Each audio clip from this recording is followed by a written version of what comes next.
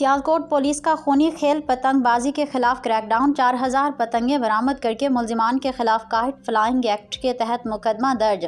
جویا news plus registered کے director news محمد کیف الاسلام جویا کو ترجمان سیالکوٹ پولیس سے حاصل ہونے کی تفصیلات کے مطابق تھانہ نکا پورہ پولیس ٹیم نے دوران گشت پتنگ مافیا کے خلاف کارروائی کے دوران ملزمان مجاہد حسین عرف حمزہ اور ماجد حسین کے قبضے سے 4000 پتنگیں اور 900 چرخیاں ڈوریں برآمد کیں۔ ملزمان کے خلاف کائٹ فلائنگ ایکٹ کے تحت مقدمہ درج کر کے حوالات جوڈیشل بھجوا دیا گیا۔ ڈی پی او سیالکوٹ محمد حسن اقبال کا کہنا ہے کہ قاتل ڈور پھرنے سے متعدد قیمتی انسانی جانیں ضائع ہو چکی ہیں۔ پتنگ مافیا کے خلاف کارروائی کا مقصد قیمتی انسانی جانوں کے ضیاع کو روکنا ہے۔